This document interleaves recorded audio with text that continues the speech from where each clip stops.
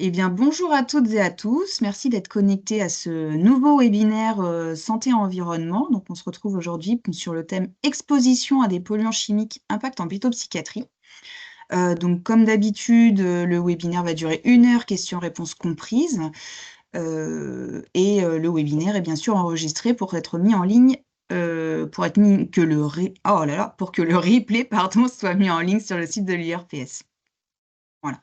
Donc, aujourd'hui, nous avons une intervenante, le docteur Stratonovic, qui se présentera juste avant sa présentation. Et nous aurons 2 animateurs, donc les docteurs Licolier et Horvat, qui sont généralistes et élus à l'URPS. Merci d'être là. Le webinaire, aujourd'hui, il est séquencé en 3 parties pour vous permettre d'avoir 3 temps d'échange en questions-réponses. Donc, comme vous le voyez, vos micros et caméras sont coupés. C'est normal, vu qu'on enregistre pour faire un replay, c'est pour éviter d'avoir à vous demander les autorisations de droit à l'image et pour éviter tous les bruitages parasites. Voilà. Donc, je vous invite à envoyer vos questions et commentaires via le chat tout au long des présentations pour que les docteurs Lécolier et Horvat puissent les retranscrire à l'oral durant les temps d'échange. Voilà pour ma partie. Ben, écoutez, je vous souhaite un très bon webinaire et à tout à l'heure. Bonjour, donc voilà, je suis le docteur Stratonovic, je vous parle depuis Toulouse. Je suis pédopsychiatre, je travaille en CMP et ça fait environ 11 ans que je suis dans le conseil d'administration de l'association Alerte des médecins sur les pesticides. Voilà, ce qui m'amène à vous parler aujourd'hui de l'impact des polluants chimiques sur le développement, notamment des troubles neurodéveloppementaux.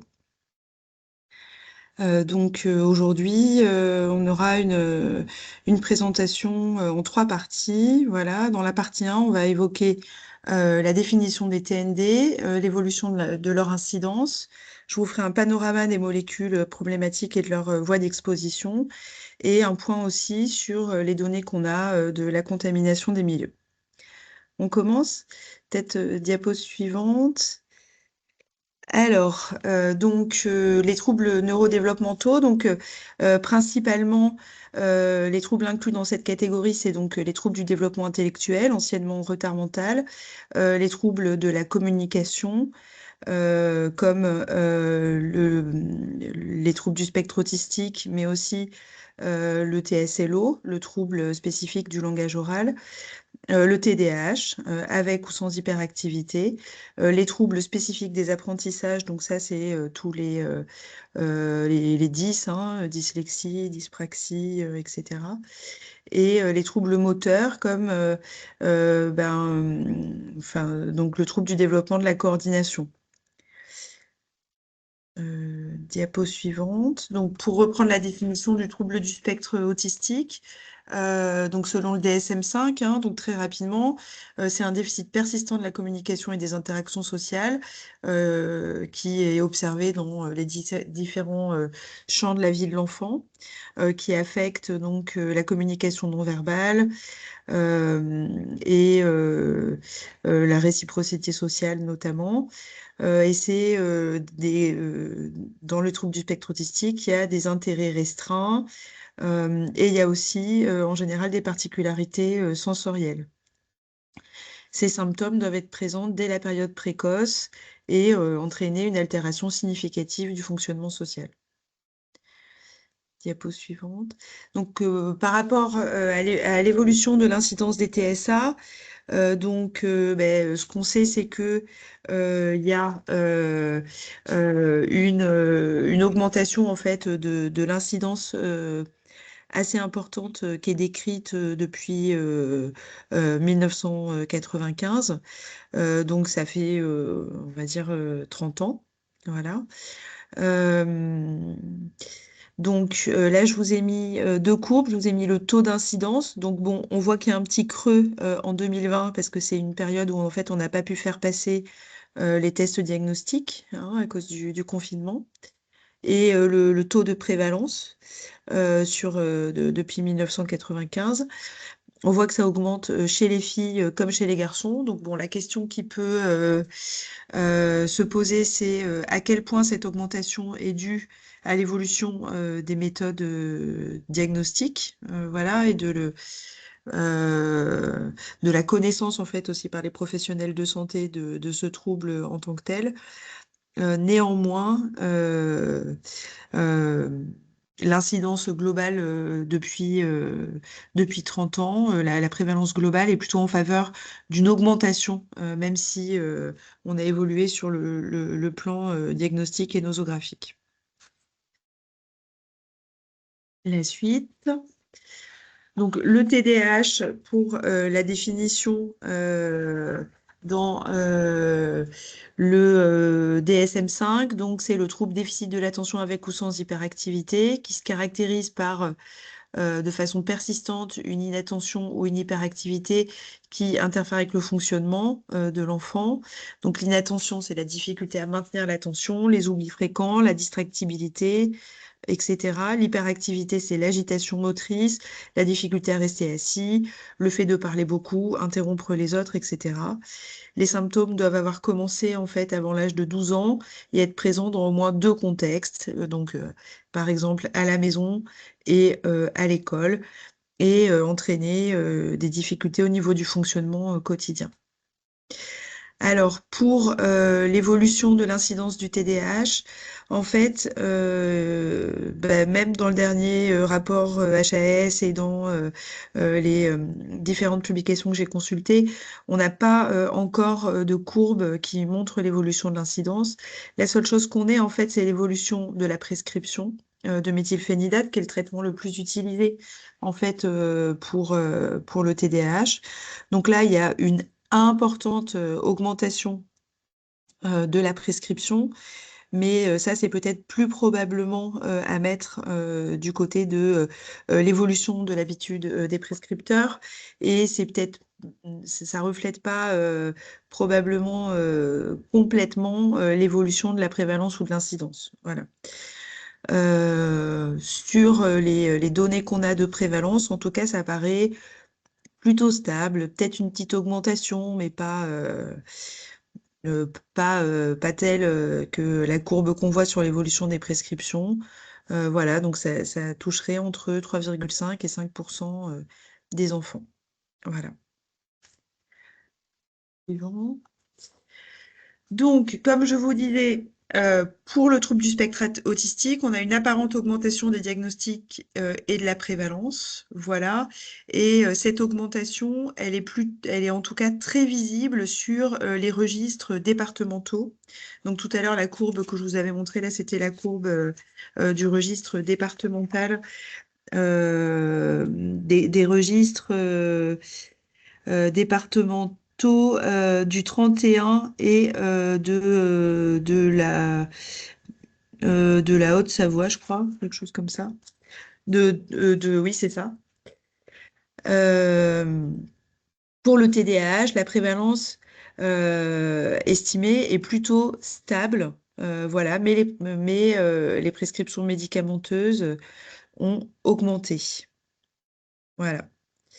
Donc, comme je vous le disais, une partie de l'augmentation apparente des TSA tient à une meilleure détection, euh, mais il y a aussi probablement une augmentation, et pour le TDAH, c'est débattu et c'est probablement plutôt stable. Suivant.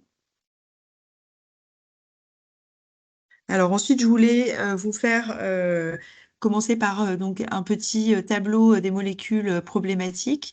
Donc là, je vous les présente par déterminant d'exposition. Donc,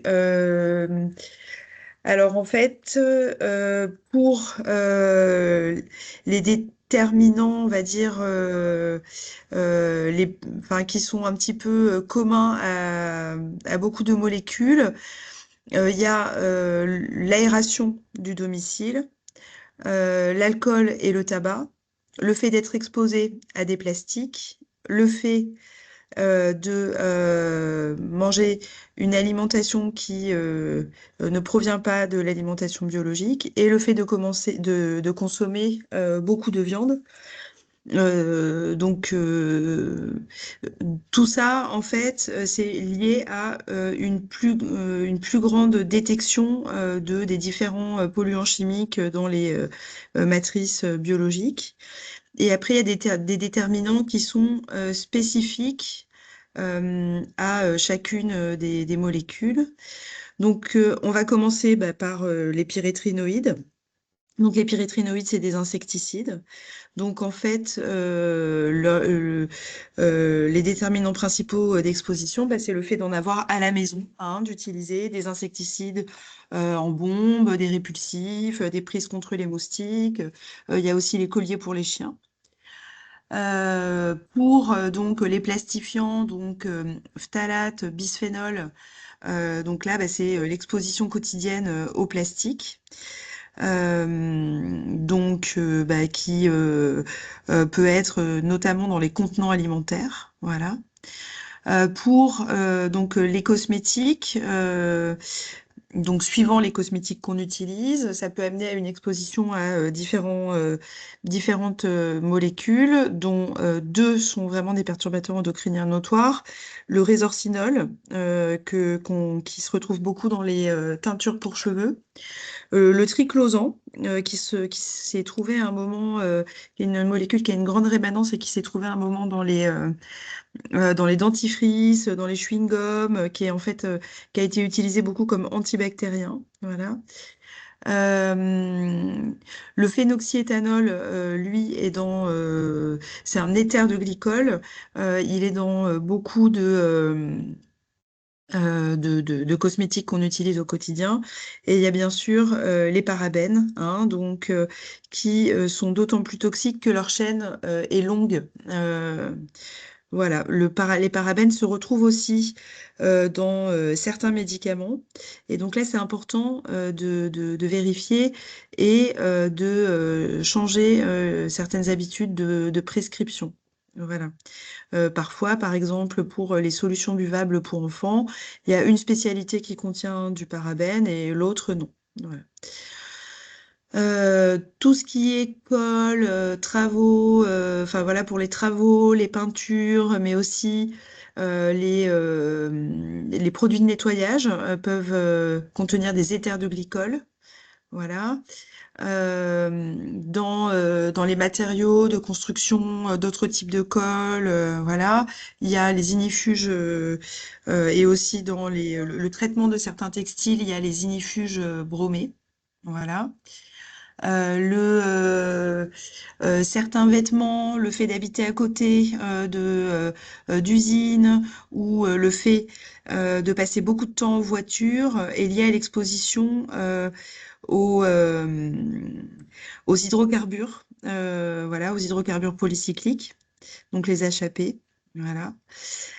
Quant donc au PFAS, avec leur métabolite principal, le TF1, hein, acide trifluoroacétique, l'exposition est principalement alimentaire. Ça peut quand même aussi être lié à certains textiles, et notamment dans les œufs, le poisson. Voilà. Ça, c'est à peu près la même chose pour les dioxines et les PCB. Voilà. Diapo suivante. Donc en tout cas, quand même, sur la diapo précédente, pardon, ce qu'il faut bien avoir conscience, c'est qu'en fait, on ne peut pas sortir l'alcool et le tabac de la prévention de l'exposition aux pesticides. Et qu'en fait, ça reste quand même deux déterminants notoires. Voilà. Alors pour cette diapo-là, donc en fait, bon, la voie d'ingestion, la voie d'exposition préférentielle, c'est vraiment l'alimentation, voilà. En tout cas, c'est l'ingestion et plus l'alimentation que l'eau, voilà. Et ça, c'est une voie qui est plus importante que l'inhalation ou l'exposition par voie cutanée, voilà. Sauf des situations particulières qui sont celles des riverains et des expositions professionnelles. Diapo suivante. Alors ça, bon, c'est une petite carte de l'exposition aux pesticides en France, hein. Donc déjà, bon, on constate, on n'a pas l'Espagne hein, sur la petite carte de l'Europe là, mais que la France est l'un des plus grands consommateurs de pesticides en Europe. Et donc quand on regarde la carte des pesticides dans les eaux de surface, hein, qui est celle du milieu là, et qu'on la compare en fait avec la carte d'Adonis, là, qui est la carte des indices de fréquence de traitement sur les parcelles agricoles, ben, on constate que les deux cartes sont très proches l'une de l'autre. Et en fait, que la présence des pesticides dans les cours d'eau, évidemment, est directement liée à l'agriculture. Donc, on sait que, bon, voilà, il y a des pesticides dans les eaux de surface, mais aussi dans les eaux souterraines. L'eau potable, hein, elle est produite en général à partir des eaux de surface et des eaux souterraines hein, qui sont potabilisées. Euh, et donc, en fait, sur ces dernières années, c'est les petits histogrammes que vous avez en bas. On a une non-conformité croissante de l'eau du robinet avec de plus en plus de moments où, et d'endroits où, en fait, on, on dose des substances problématiques dans l'eau du robinet. Voilà. Le problème, c'est que en fait, le système d'alerte des consommateurs est très lent et que les dosages sont trop rares. Donc en fait, on n'est pas en capacité réellement de protéger les populations en temps réel quand il y a des substances problématiques dans l'eau pour le moment. Et il y a aussi la problématique des dérogations, c'est-à-dire que souvent quand on décèle une substance problématique dans l'eau, euh, il y a une dérogation qui permet de poursuivre l'usage et on attend en fait que l'eau revienne d'elle-même à la normale. C'est rare que des mesures soient mises en œuvre. Voilà. Diapo suivante. Alors, donc ça, c'est la carte des PFAS en Europe. Bon, alors vous voyez que en France, on est quand même plutôt épargné. Donc pour le moment, la recherche dans l'eau n'est pas systématique, mais elle sera très prochainement en janvier 2026. Elle comprendra aussi donc la recherche du métabolite principal, hein, le TFA. Cette recherche fait suite à l'action importante des ONG, notamment Génération Future, qui s'est beaucoup mobilisée là-dessus. Euh, voilà. Il y a quand même dans le nord de la France des endroits où il y a beaucoup de PFAS dans l'eau et c'est quand même très probablement une problématique à venir qui est très importante. Diapo suivante. Pour la surveillance de l'air et de l'eau, en fait, en France, c'est encore région dépendant. Donc en fait, on a bon, de l'air et des sols, c'est encore région dépendant. Il n'y a pas de plan national de surveillance, en fait. Donc par exemple, à Toulouse, on a beaucoup de chance parce qu'on a Atmo Occitanie qui a demandé des surveillances spécifiques des pesticides dans l'air et donc on a des données. Mais en fait, il y a beaucoup d'endroits en France où on n'a pas vraiment de données, quoi. Ce que je peux vous dire en tout cas, c'est que pour les pesticides dans l'air, il y a vraiment une saisonnalité, évidemment, hein, qui est liée en fait à la réalisation des épandages qui varient selon la saison. On retrouve très multiples substances. Ainsi que leurs métabolites. Et il y a des substances qui ont une très très grande dérive. C'est-à-dire qu'elles peuvent vraiment voyager sur des kilomètres. Et notamment dans ces substances, il y en a une qui est assez connue pour ça, c'est le prosulfocarbe. On retrouve aussi des substances qui sont interdites depuis très longtemps, comme par exemple le lindane. Voilà. Pour ce qui est des sols, pareil, il n'y a pas de plan de surveillance national. Donc, en tout cas, on sait que l'usage des pesticides est lié quand même à une perte de l'écosystème du sol, avec un appauvrissement des sols qui sont plus sensibles au ruissellement. Donc dans les données que j'ai consultées, donc il y a quand même des publications qui montrent que il y a eu un plan d'échantillonnage là en France sur 47 sites et donc 98% des sites avaient au moins une substance relevée et il y a des sols dans lesquels on retrouve jusqu'à 33 substances. Voilà. Donc là, vous avez un petit visuel de cette publication-là qui montre les substances retrouvées. Voilà, et donc on voit qu'il y a par exemple, on a l'AMPA hein, au milieu, là, qui est le métabolite principal du glyphosate, voilà, qui est très présent. Le visuel d'en haut, ça vous montre la saisonnalité dont je vous parlais des pesticides dans l'air. Et donc, c'est les pesticides qui sont retrouvés dans le Tyrol du Sud, dans les bacs à sable, en fonction de la saison. Voilà, donc vous voyez qu'au printemps, on retrouve beaucoup de pesticides parce que c'est vraiment la saison des épandages. Voilà. Suivant. Donc au total, en fait, ce qu'on peut dire, c'est que moi je me suis amusée, hein, j'ai un petit peu regardé dans PubMed et en fait à chaque fois que je cherchais pesticides et puis dans un milieu donné, que ce soit par exemple le méconium ou l'eau de pluie ou les nuages, le lait maternel, la graisse des ours polaires, etc.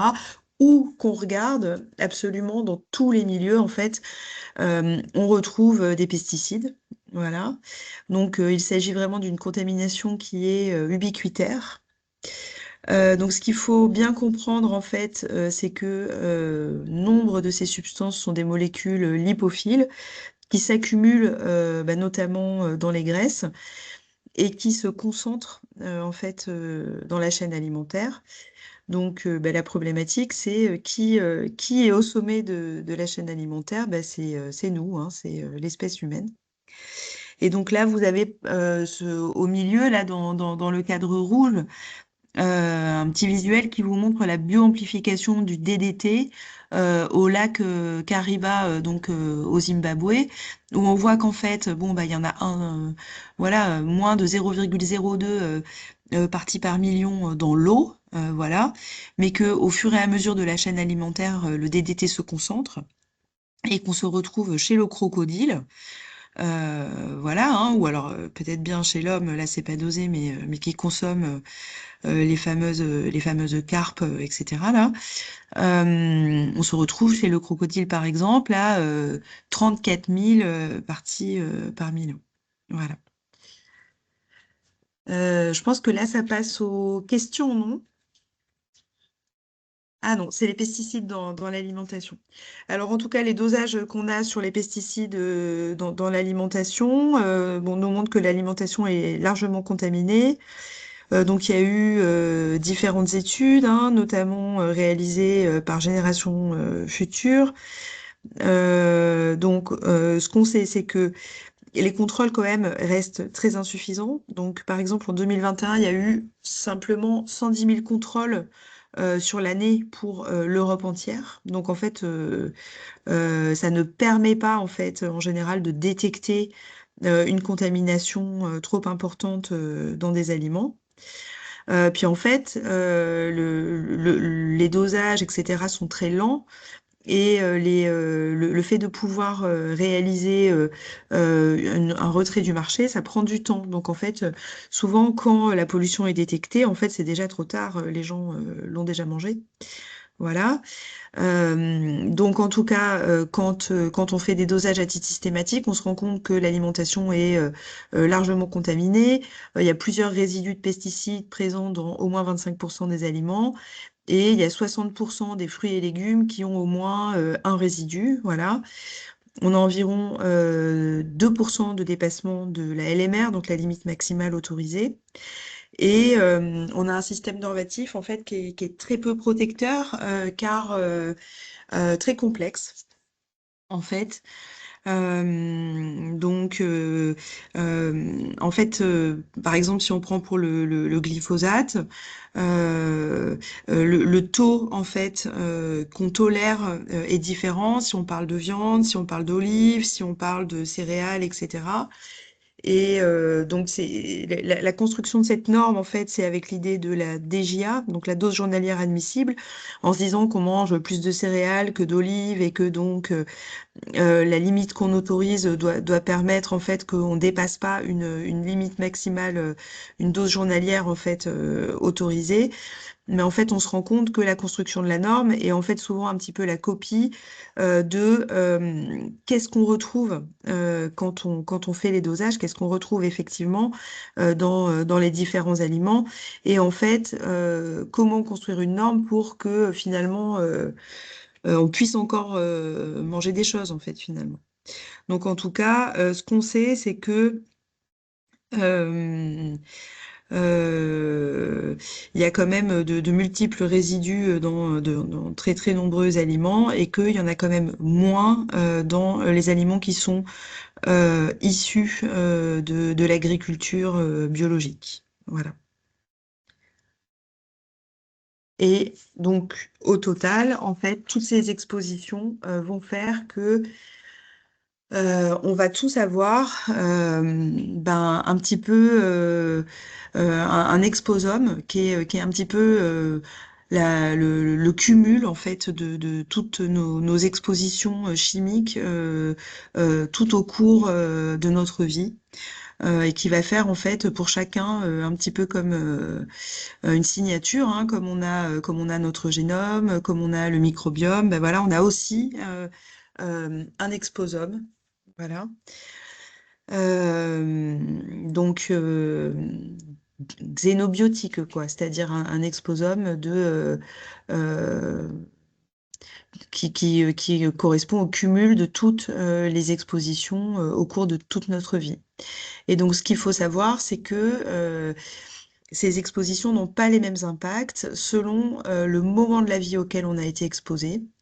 Donc il y a vraiment des périodes qui sont beaucoup plus problématiques, qui sont la période fétale, la période de la petite enfance, en fait, tant que les cellules se multiplient très vite, et la période de l'adolescence. Et donc tout ça, ça aboutit au concept de DOAD, qui correspond à celui de Developmental Origin of Health and Disease, hein, donc l'origine développementale de la santé et des maladies. Voilà.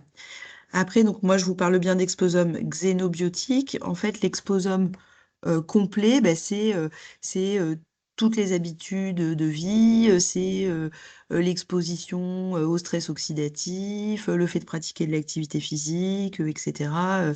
Il y a beaucoup de déterminants de santé. Voilà, donc c'est l'exposome xénobiotique, c'est une partie de tout cela, mais c'est quand même une partie importante. Suivant. Voilà. Alors, sur cette partie, dans le chat, j'ai qu'une seule question, mais j'espère que je vais bien la retranscrire. A priori, donc, c'est est-ce qu'il y a effectivement une augmentation des anomalies qui a été montrée par rapport à l'augmentation de la détection des produits dans l'eau? Est-ce que c'est par augmentation vraiment de la présence des produits ou par augmentation de la reconnaissance et des normes sur les différents produits qui avant n'étaient pas forcément comptabilisés? Alors, bah, c'est sûr que quand on dose pas, il n'y a pas de problème, hein. Donc, c'est sûr qu'on dose plus qu'avant, voilà, et heureusement. Euh, bon, là, le problème à l'heure actuelle dans l'eau, c'est qu'on n'a pas encore une liste nationale, hein, c'est ARS dépendant. Donc, en fait, c'est régional, les différentes listes de ce qu'on dose. Et, euh, et, Donc voilà, on dose pas les mêmes molécules principales, entre guillemets, les mêmes métabolites aux différents endroits. Et voilà. Et en fait, actuellement, bah, la réglementation, elle est quand même très peu contraignante, c'est-à-dire que sur une zone de production d'eau, il faut qu'il y ait un dosage par mois. Donc, en fait, c'est rien. Et l'essentiel de la pollution, en fait, on la rate. Voilà. Malgré. Donc, après, bon, ça dépend sur quel temps on s'interroge. C'est-à-dire que si on est sur du temps très très long, ben, toutes ces substances, en fait, leur avènement, il est récent quand même. Ça date des années 50. Enfin, voilà, c'est pas plus vieux que ça, quoi. Euh, mais en tout cas, dans les dosages qu'on a, depuis qu'on a des dosages, en fait, le système normatif, il n'a pas évolué. Hein. On est toujours en fait à 0,1 microgramme par litre maximum, enfin voilà, sauf pour certaines substances. Enfin bon, je vais peut-être pas vous détailler tout parce que c'est un peu compliqué. Donc les normes fixées n'ont pas évolué. Par contre, on dose plus de molécules qu'avant et on constate que il y a de plus en plus de non-conformités, comme je vous le montrais là dans le petit histogramme de tout à l'heure. D'accord. Et du coup, alors justement, donc il y a d'autres questions qui arrivent. Est-ce que il vaut mieux finalement manger bio, local? Est-ce que on peut boire de l'eau du robinet ou est-ce qu'il vaut mieux prendre de l'eau en bouteille? Est-ce que il y a possibilité de filtrer l'eau du robinet pour enlever des polluants? Oui, alors ça, normalement, on en parle à la fin, en tout cas ce qu'on sait, hein, et ça, l'étude Nutrinet notamment l'a bien montré, c'est que oui, il vaut mieux manger bio. Voilà. C'est-à-dire qu'on sait que il y a différentes publications aussi qui ont montré hein, que plus on mangeait bio, moins en fait on avait de résidus de polluants dans les urines, dans le sang, les cheveux, etc. Enfin voilà. Mais l'étude Nutrinet, elle a montré qu'il y avait moins de cancer du sein post-ménopausique et moins de myélome plus on mangeait bio. Voilà. Pour l'eau, en fait, bah, oui, à part dans des situations particulières, hein, par exemple, si en fait vous habitez tout en haut de la carte là que je vous ai montré sur les PFAS, tout en haut de la carte de France, et qu'en fait vous habitez dans une zone où il y a des taux records de PFAS dans l'eau. Sinon, en fait, a priori, il vaut quand même mieux boire l'eau du robinet. Ça permet d'éviter de s'exposer aux polluants de la bouteille, hein, parce que bah, les bouteilles, en fait, le PET, qu'est-ce que c'est? C'est du polyéthylène tétraphthalate. Hein, donc ça entraîne aussi une exposition à des phtalates, qui sont elles aussi des perturbateurs endocriniens. Euh, on peut, on peut filtrer l'eau, en fait. Hein, il faut juste souvent changer les filtres, c'est des filtres à charbon. Parce que si on les change pas assez souvent, en fait, au bout d'un moment, ils relarguent des molécules. Par contre, bon, bah, ça, c'est des éléments de prévention individuelle, en fait. Hein. Et bah, c'est vrai que moi, j'ai l'habitude de dire que il vaut mieux protéger toute la population et qu'en fait, il y a des substances que réellement, il faut interdire, en fait. Il faut juste plus qu'on les utilise. Voilà, et que c'est vraiment, il faut avoir une politique de santé publique, en fait, par rapport à ça. Hein. Du coup, oui, quelqu'un qui rebondissait en disant les aliments issus de la culture biologique sont-ils quand même contaminés? Oui, certains. Mm. Oui, oui, tout à fait. Hein. Enfin déjà, je vous ai parlé de la pollution des sols, hein, de la dérive des polluants dans l'air, de la problématique de la contamination des eaux de surface.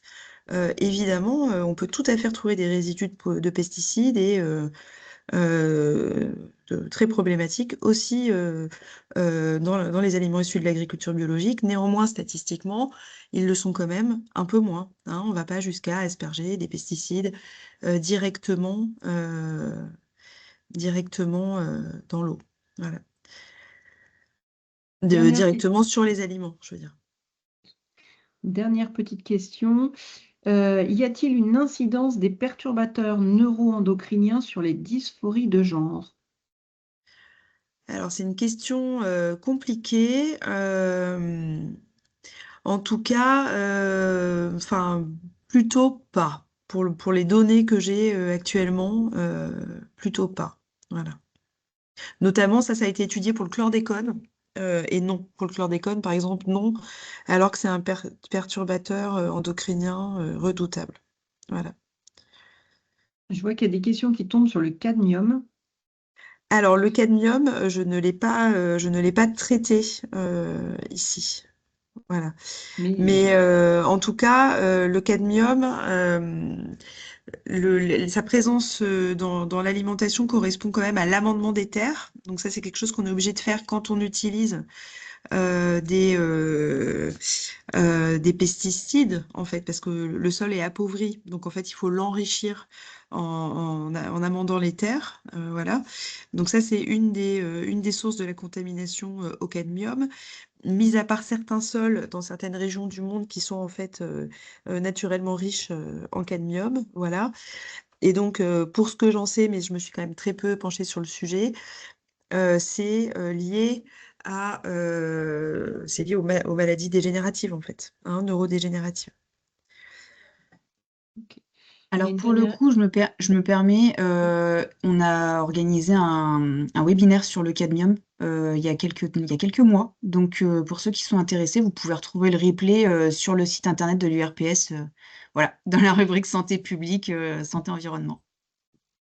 Et puis je crois que la dernière question va peut-être pouvoir attendre un petit peu parce que ça fait partie en fait, de la deuxième partie du webinaire sur le lien entre justement l'exposition et enfin, voilà, les liens de causalité arrivent. Donc on va peut-être attendre la fin de la deuxième partie. Voilà. Je- Alors, donc, sur la deuxième partie, voilà, on va voir les principales cohortes et effectivement les liens entre l'exposition aux pesticides et perturbateurs endocriniens et les troubles neurodéveloppementaux. Donc, pour les principales cohortes, alors, on a des cohortes mère-enfant, hein, qui sont donc les cohortes Pélagie, Elf, et une cohorte qui est en cours de recrutement, qui est la cohorte Marianne. Voilà. On a des cohortes en population générale, hein, donc on avait la cohorte PNSS, les Plans National Nutrition Santé, la cohorte Esteban et la cohorte Alban, qui pareil est en cours de recrutement. Et on a des cohortes sur des populations spécifiques, que sont la cohorte Timoun, donc qui a été faite dans les Antilles en fait, hein, Guadeloupe, Martinique, donc sur le chlordécone. La cohorte Agrican, qui est une cohorte en fait qui a été réalisée sur 180 000 agriculteurs.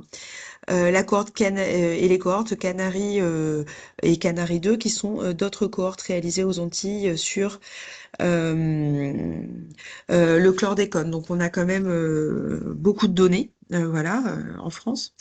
Donc qu'est-ce qu'elles nous disent, toutes ces cohortes? En fait, je vais vous peut-être vous résumer, mais en tout cas, ce qu'on voit, c'est que l'exposition, elle est quand même progressivement croissante, hein, enfin, en tout cas pour les substances qui ne sont pas interdites.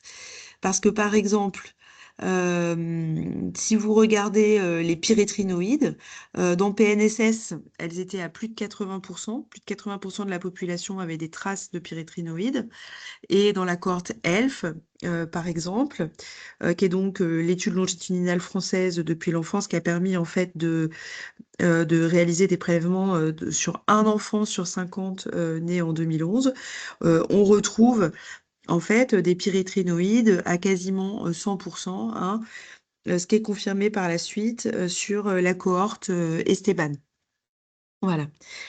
Mais l'analyse de ces différentes cohortes, elle est aussi porteuse d'espoir, dans le sens où en fait, on voit que quand on interdit les substances, en fait, elles diminuent.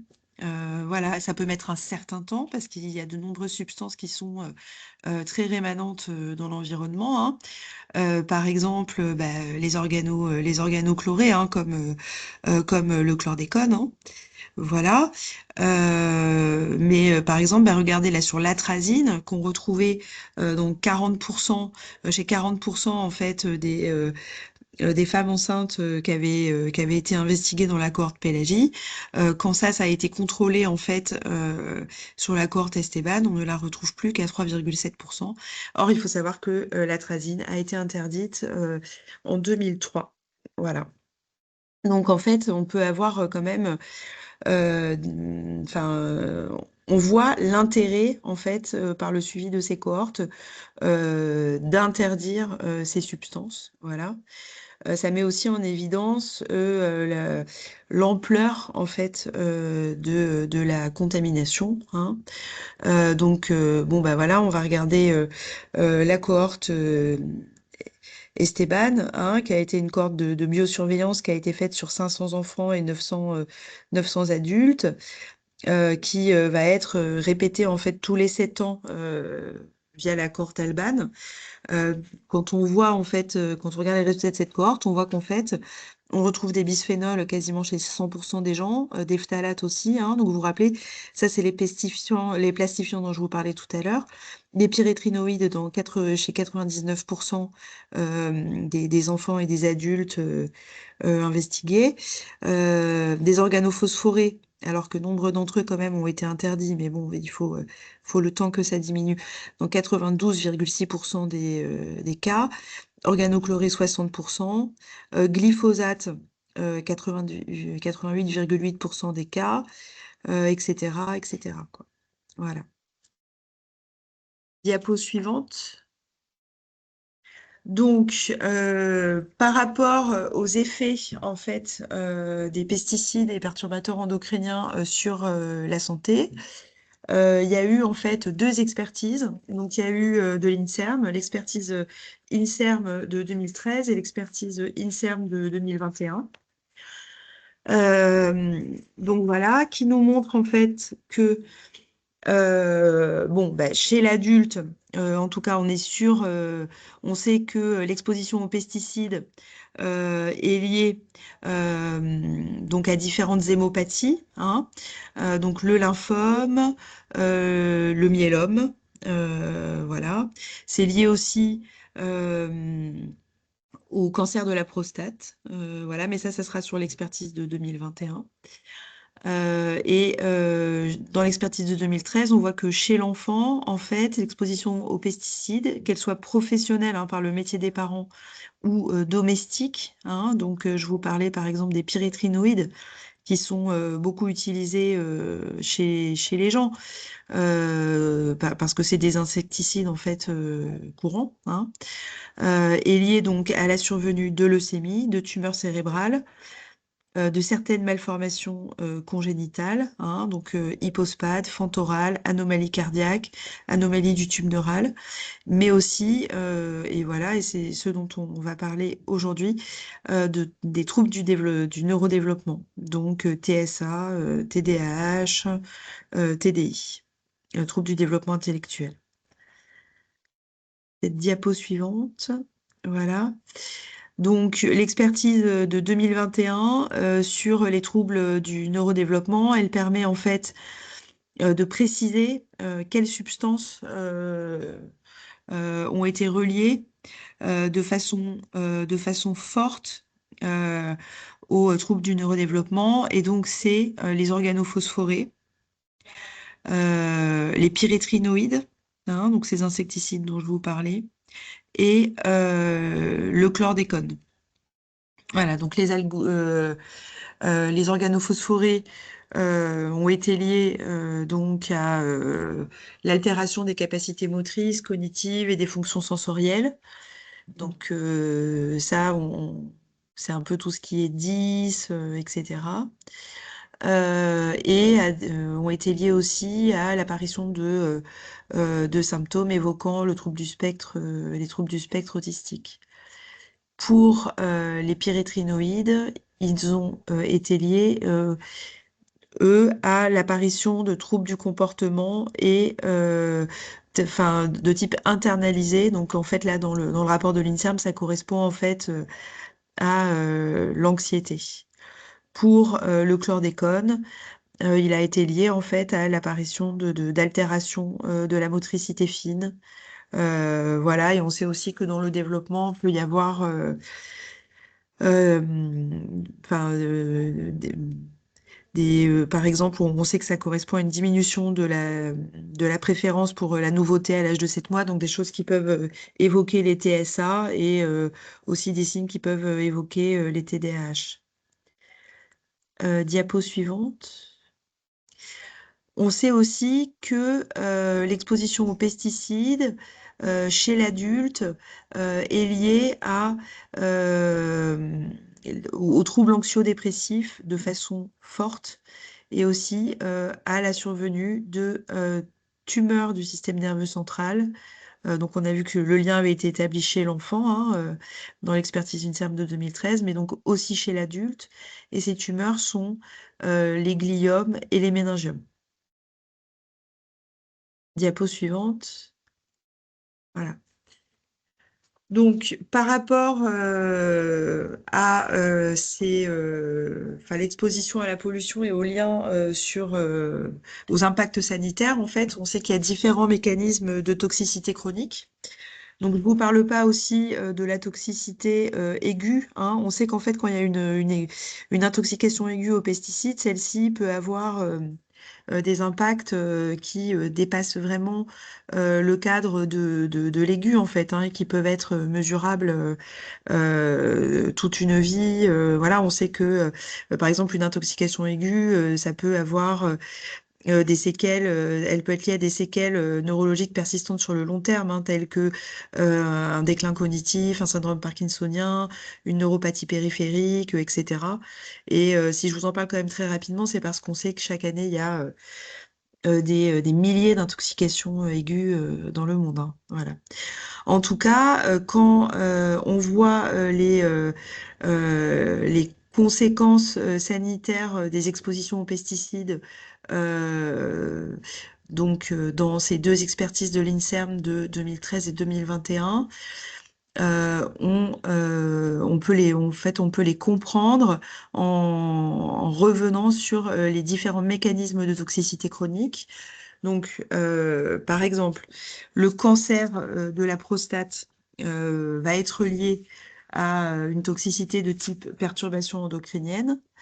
L'apparition des hémopathies malignes ou des différents types de tumeurs cérébrales, c'est que en fait, nombre de ces substances, de ces pesticides, en fait, appartiennent à la catégorie des CMR, hein, cancérogènes, mutagènes, reprotoxiques. Voilà. Il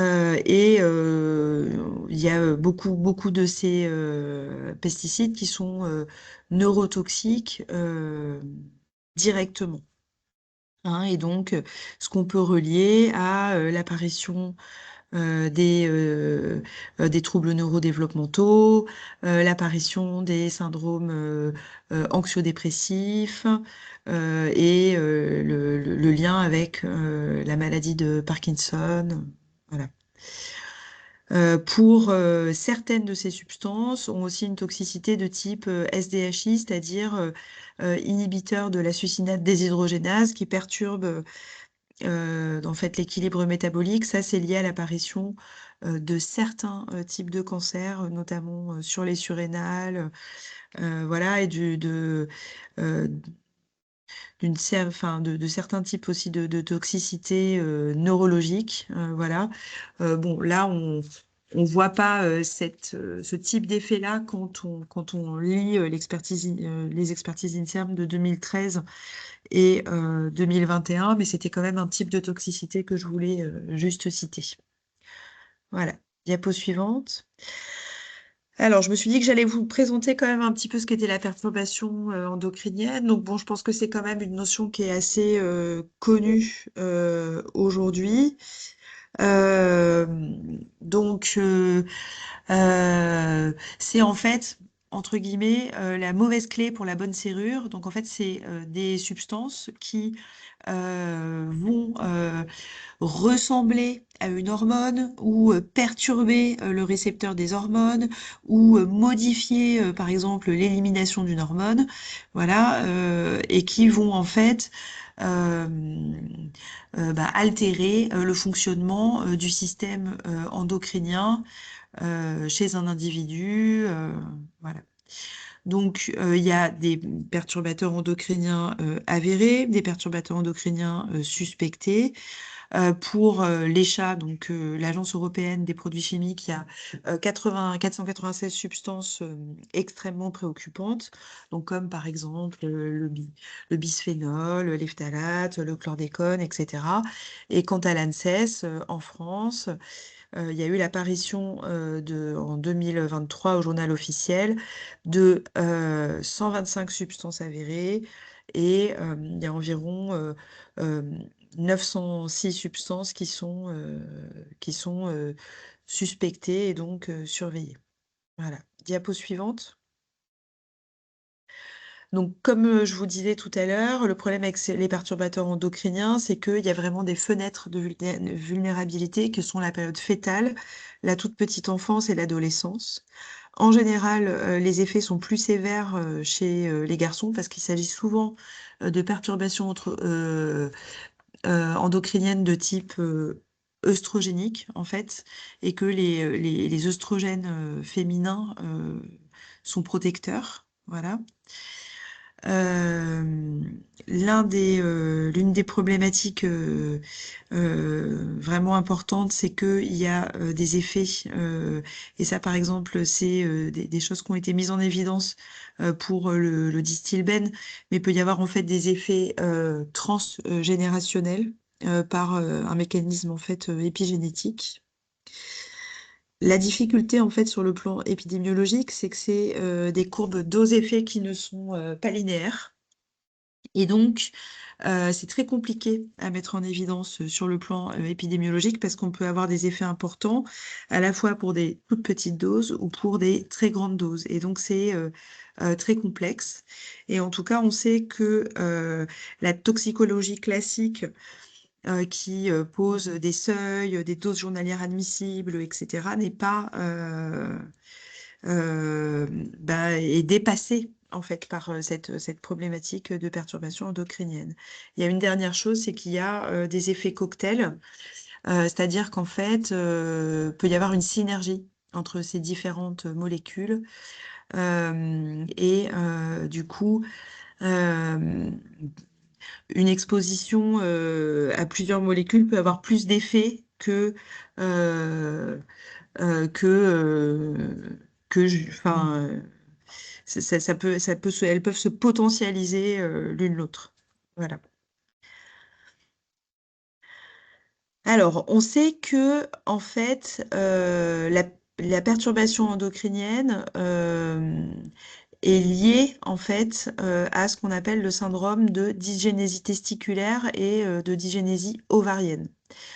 Donc, par exemple, pour ce qui est de la dysgénésie testiculaire, en fait, l'exposition anténatale à des perturbateurs endocriniens va entraîner des malformations, donc hypospad, cryptorchidie.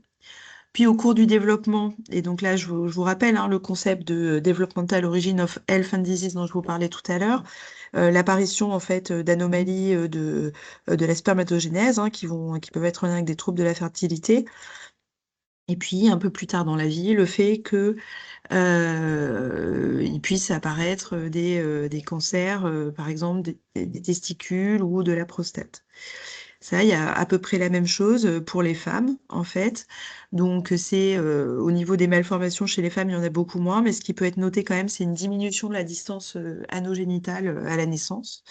Au cours du développement, donc il peut y avoir des pubertés précoces, puis l'apparition notamment d'un SOPK qui est lié de façon majeure à la perturbation endocrinienne, mais ça peut aussi être lié à l'endométriose, les fibromes utérins, et par la suite, peut y avoir des troubles de la fertilité également et des ménopauses précoces. Et au niveau des cancers, ça peut être lié au cancer du sein. Diapo suivante. Donc cette dysgénésie gonadique, là je voulais quand même juste vous mettre les courbes de ce qu'on peut en fait observer, notamment aux Antilles Guyane, avec l'exposition donc à ce perturbateur endocrinien majeur qu'est le chlordécone. Donc là, vous voyez en fait sur l'incidence, les taux d'incidence. Donc la figure 8, là, en haut à droite, c'est l'incidence des cryptorchidies. hein, donc vous voyez quand même l'augmentation énorme. Vous voyez en fait la problématique sur la concentration spermatique, hein, avec cette nette diminution là, hein, entre 89 et 2004. Donc c'est la figure en haut à gauche. Et en bas à gauche, vous avez donc l'évolution sur les cancers des testicules. Donc c'était pour se faire comme ça une petite idée de ce que ça peut donner en termes d'incidence sur ces problématiques de dysgénésie gonadique, donc testiculaire et ovarienne. Diapo suivante, s'il vous plaît. Donc on sait en tout cas que dans la littérature, il y a une association importante entre le SOPK, donc le syndrome des ovaires polykystiques, hein, donc qui est lié à la perturbation endocrinienne et l'apparition de TND, hein. Donc il y a cette association robuste qui a été décrite dans différentes publications entre l'existence d'un SOPK maternel et le risque accru de TSA ou de TDAH chez les enfants issus de ces femmes. Voilà, donc on sait que les mécanismes proposés incluent l'hyperandrogynie et les troubles métaboliques. Diapo suivante. On sait aussi qu'il y a une association importante en fait entre les troubles neurodéveloppementaux et la dysgénésie testiculaire. Donc avec ce lien important, en fait, on sait qu'il y a un risque de TSA et de TDAH qui est augmenté entre 30 et 60% chez les enfants qui ont une cryptorchidie ou un hypospade. Diapo suivante. Donc en tout cas, là, les deux précédentes diapos sur le SOPK et sur la dysgénésie gonadique chez les garçons, elles montrent bien en fait les liens qu'on peut avoir en fait entre perturbations endocriniennes, qu'elles soient maternelles ou anténatales pour le fœtus, et troubles neurodéveloppementaux. Après, il y a un autre lien qui peut être regardé, c'est celui entre les TND et la prématurité. Parce qu'en fait, il faut savoir que nombre de ces substances sont associées à un risque majoré de prématurité, voire dans certains cas de diminution du périmètre crânien. Et en fait, la prématurité en soi majore le risque de développer un TND. Donc, par exemple, quand il y a une prématurité, selon la prématurité, il y a un autre ratio d'avoir un trouble du spectre autistique qui est entre 1,3 et 3,3 et qui peut, pour le TDAH, qui peut aller entre 1,2 et 2,6. Suivant. Et donc, en fait, la question qu'on peut se poser par rapport à l'exposition à toutes ces substances, c'est est-ce qu'il n'y a pas, en fait, comme je vous ai parlé du syndrome de dysgénésie gonadique, un syndrome de dysgénésie neurologique, c'est-à-dire que l'exposition, en fait, anténatale à des perturbateurs endocriniens peut être liée, en fait, à l'apparition de maladies neurologiques, en fait, on va dire, tout au long de la vie. Donc, on sait que pour certaines substances, donc notamment l'atrazine, il peut y avoir une diminution du périmètre crânien à la naissance. Ensuite, donc, il y a cette émergence de troubles neurodéveloppementaux hein, par tous les mécanismes que je vous ai décrits, donc la prématurité, la perturbation endocrinienne, voilà, avec ce lien avec TSA, TDAH, troubles des apprentissages, voilà.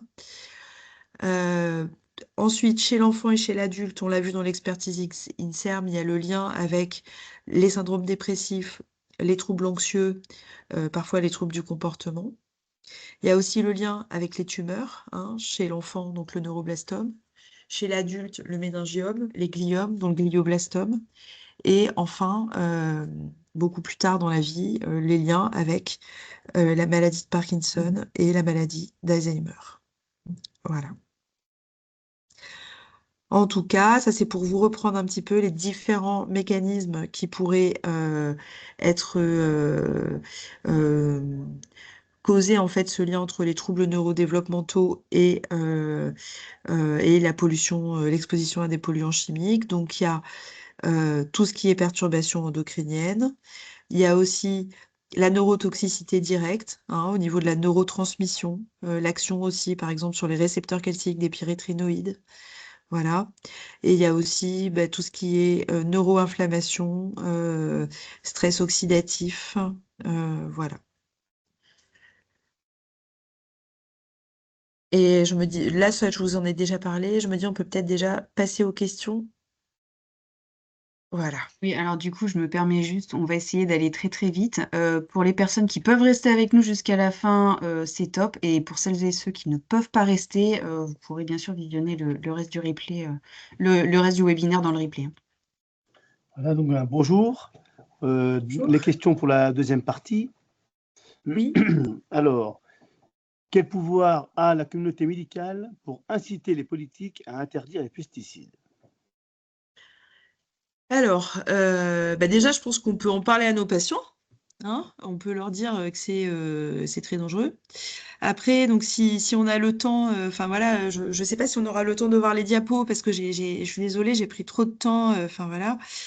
Mais en tout cas, il y a quand même quelque chose de très important, ça s'appelle le fonds d'indemnisation des victimes de pesticides. C'est-à-dire que ce qui est très important, c'est en fait de déclarer systématiquement les maladies professionnelles, donc qui sont syndrome parkinsonien, donc lymphome, myélome, cancer de la prostate. Voilà, et déclarer absolument pour les enfants de personnes qui ont été exposées, donc père ou mère qui ont été exposés professionnellement aux pesticides, les maladies qui pourraient être liées, pour faire en fait une demande d'indemnisation devant le fonds d'indemnisation des victimes de pesticides. Donc ça, c'est les maladies qui sont reconnues par le FIVP. Il y a les troubles neurodéveloppementaux et il y a les leucémies, les tumeurs cérébrales et les fentes orales et les malformations génitales. Et donc, quand on a ces maladies-là, il faut absolument rechercher une exposition professionnelle des parents et essayer de monter un dossier devant ce fonds parce qu'en fait, voilà, moi, après 10 ans à militer sur ces questions, à s'engager, etc., on voit bien que enfin, j'ai le sentiment qu'il y a que l'argent, malheureusement, qui pourra faire bouger les choses et qu'il faut en fait que les pollueurs payent et que c'est comme ça que ça pourra se terminer. Voilà. Entre parenthèses dans la question, c'était marqué notion légale de mise en danger ou de non-assistance à personne en danger, jurisprudence. Alors, enfin, pour l'instant, il y a quand même effectivement, quelques procès qui peuvent être gagnés de temps en temps, mais il faut bien se rendre compte que, voilà, ça, c'est des démarches extrêmement coûteuses en temps, en argent. Souvent, quand les procès sont gagnés, les gens sont morts, hein, déjà, hein. Donc, Pourquoi ne sont-ils pas interdits les insecticides domestiques? franchement, vu le niveau de preuve qu'on a sur leur dangerosité, je ne sais pas. Voilà, je ne comprends pas. Honnêtement, c'est ahurissant et voilà. Bon, en Espagne, j'ai trouvé des produits anti-poux à base de pyréthrinoïdes. C'est-à-dire que je vous parle d'une substance qui est liée aux tumeurs cérébrales de l'enfant, aux leucémies, aux troubles du neurodéveloppement. On peut la trouver dans le pays voisin en produits anti-poux. Il y a vraiment à la fois une méconnaissance, à la fois un retard législatif. Enfin, bon, et probablement quand même, il y a des intérêts financiers sur lesquels on n'arrive pas à lutter suffisamment fort, quoi. Donc en fait, nous, en tant que médecins, il faut qu'on connaisse ces substances et que on les déconseille formellement à nos patients, quoi. Alors, lien avec l'augmentation de la prévalence du cancer du pancréas. Point Oui, interrogé. oui, oui, oui. Donc ça, c'est tout à fait documenté. Oui, oui. À mon avis, ce sera dans le rapport INSERM de 2027 ou je ne sais pas lequel, mais enfin voilà, c'est clair, quoi. Hein, il n'y a pas de.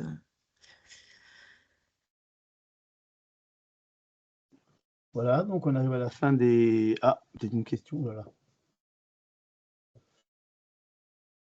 Ah, il y a une grande remarque. Actuellement, qu'est-ce qui est mis en place localement pour réduire le risque pour la santé, notamment dans les repas scolaires?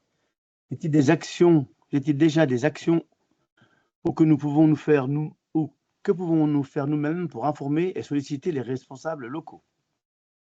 Alors, peut-être qu'on va passer au diapo parce que j'ai mis Ouais. vraiment beaucoup de choses dedans sur qu'est-ce qu'on peut faire et Ok, etc. Et ben voilà, peut-être alors, que, très bien, voilà, donc on continue, diapo on suivante. continue.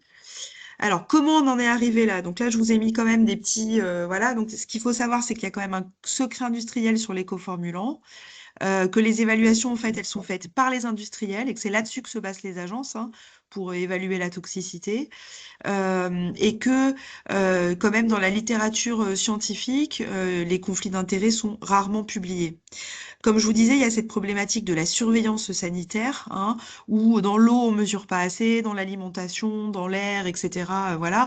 C'est la lenteur aussi et la complexité de l'épidémiologie, hein, avec ces relations, la dose-effet non monotone, qui font qu'en fait, on met très longtemps à avoir les preuves suffisantes pour dire bah, cette molécule-là, faut l'interdire, quoi. Hein. Donc, diapo suivante. Donc, pour la prévention individuelle, qu'est-ce qu'on peut faire? Bon, bah déjà, faut manger bio, et notamment pour les femmes enceintes et les tout petits et à l'adolescence, d'accord? Donc, je vous avais parlé tout à l'heure de Nutrinet, hein, avec la diminution quand même du risque de cancer du sein post-ménopausique et du risque de myélome. Hein. Pour l'épluchage, il faut faire un épluchage épais, notamment de tout ce qui pousse dans des sols contaminés, d'accord? Donc les ignames de Guadeloupe, les pommes de terre de certains champs de chez nous, etc. On peut les laver, voilà, faut bien les laver, évidemment. On peut mettre un peu de sel et de vinaigre. Il y a certaines études qui montrent que c'est un peu mieux. Vu que ça se concentre dans la charge, dans la chaîne alimentaire, faut manger moins de viande, voilà. Faut faire attention aux gros poissons carnivores. Faut pas faire de travaux à la maison, hein. Vous vous rappelez pour les éthers de glycol, etc. pendant la grossesse. Donc c'est pas le moment de repeindre la chambre de bébé. Voilà. Faut faire très attention. Donc nous, on peut essayer de prescrire s'il y a deux spécialités de Doliprane, de paracétamol. Hein, je veux dire une avec méthylparabène et l'autre pas. Faut essayer de prescrire la bonne. Faut regarder les excipients des médicaments. Voilà. Il faut faire attention aux cosmétiques, il faut lire les notices, hein, et ce qui est important, c'est qu'il y ait des apports en iode suffisants pendant la grossesse, parce qu'en fait, je vous en ai pas parlé, mais nombre de ces perturbateurs endocriniens perturbent aussi, enfin, notamment les hormones thyroïdiennes, et ça, c'est vraiment délétère sur le plan du neurodéveloppement, et donc tout comme les œstrogènes féminins protègent les filles des effets des substances sur le neurodéveloppement, le fait d'avoir des bons apports en iode est plutôt protecteur de ce côté-là.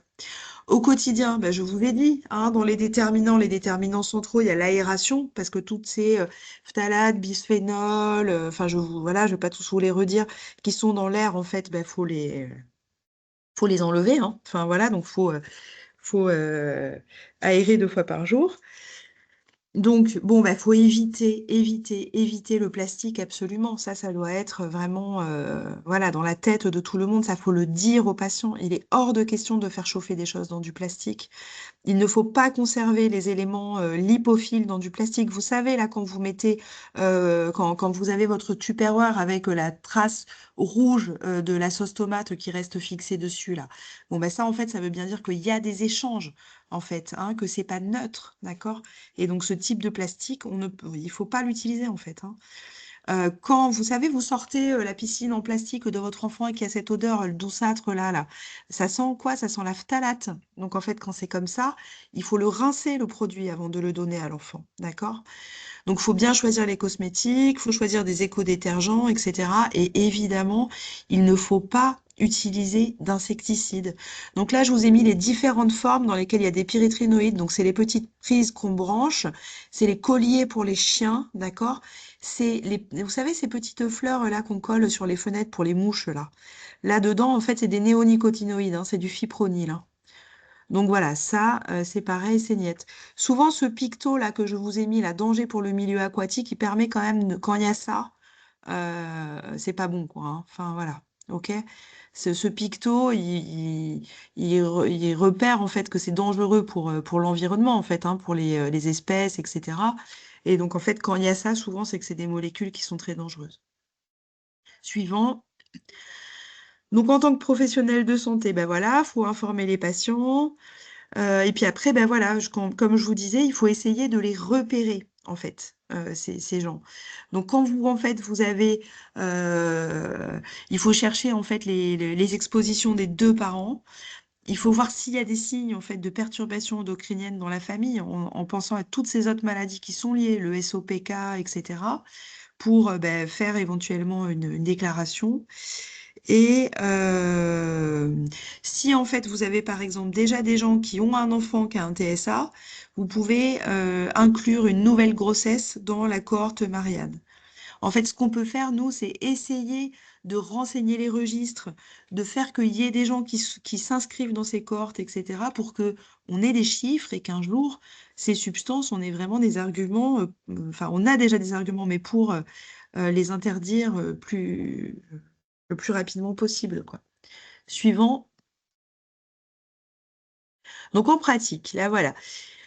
Je vous ai fait, c'est un petit arbre généalogique, il est fictif. Mais voilà, vous avez cette fratrie là de deux garçons. Le premier, il a un TDAH. Le deuxième, c'est vraiment on pourrait trouver des familles comme ça là, hein. Enfin, vous avez le deuxième, ben, il est né à 34 semaines, hein. Il a un trouble du spectre autistique, il a un hyposmade, et il a des gros problèmes dentaires.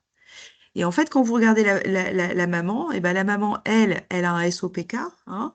Elle a ses stigmates manifestes d'hyperandrogénie, hein. Elle a le surpoids, la perte de cheveux, etc.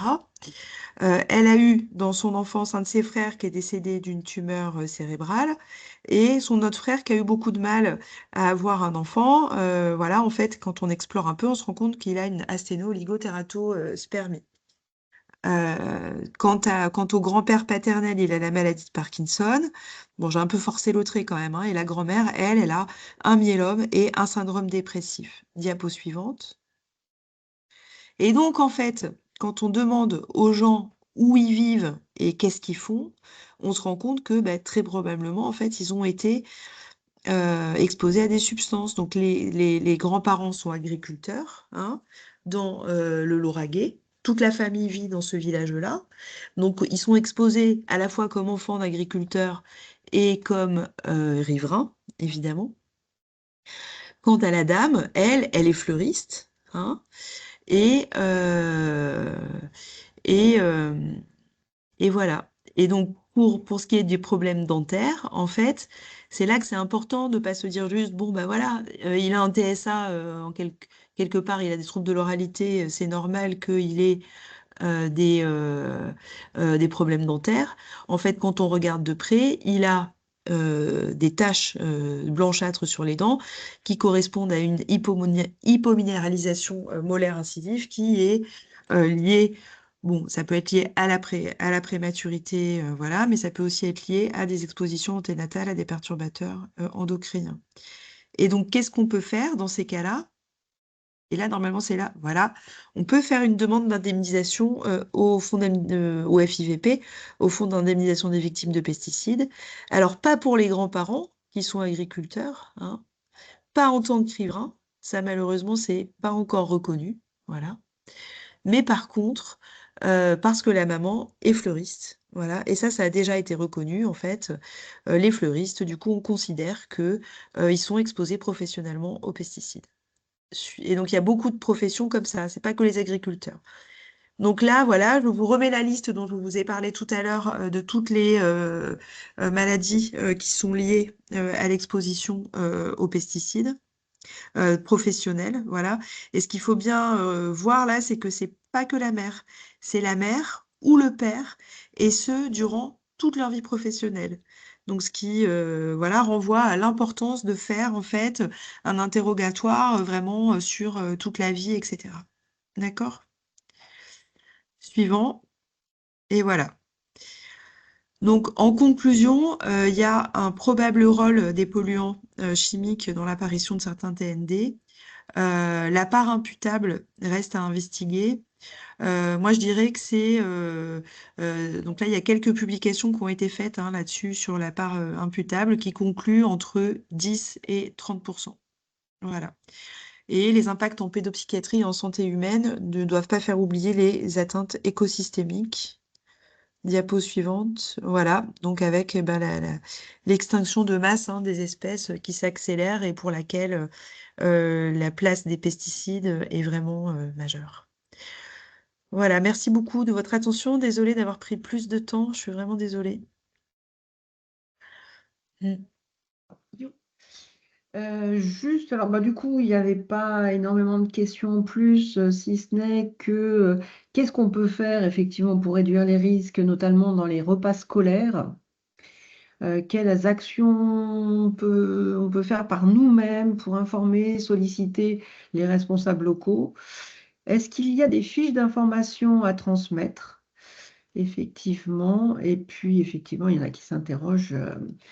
On mange bio, mais est-ce que ça sert à quelque chose?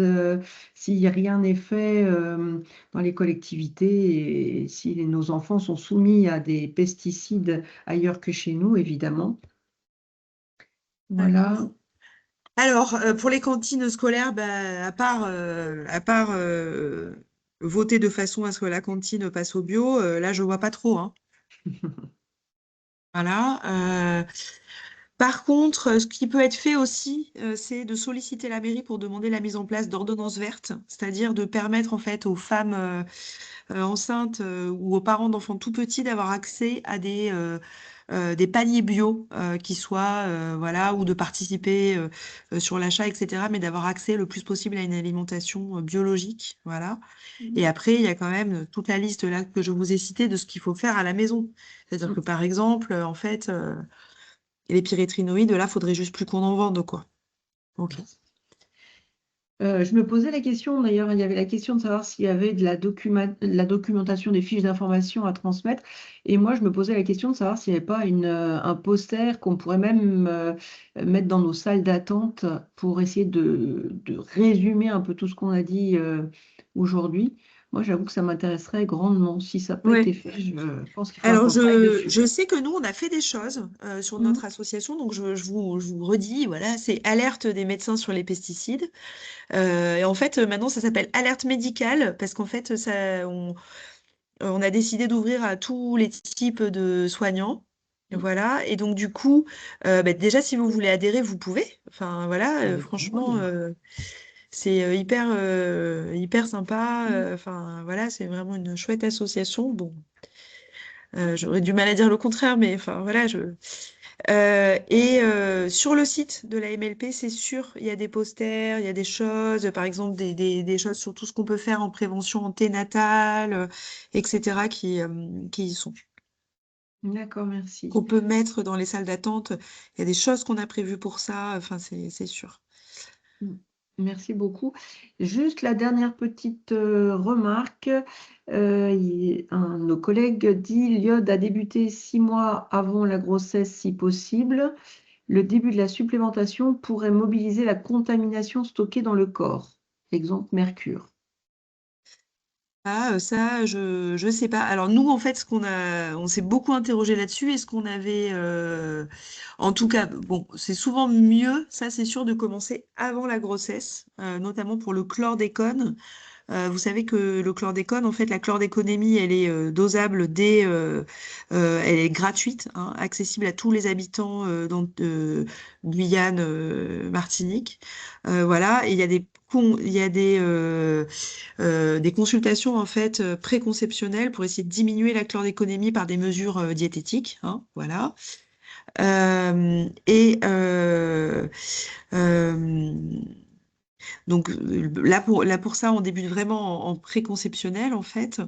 Pour l'iode, je sais que on peut doser des ioduries. Voilà, malheureusement, c'est pas remboursé, mais pour voir en fait s'il y a besoin ou pas de supplémenter en fait en iode.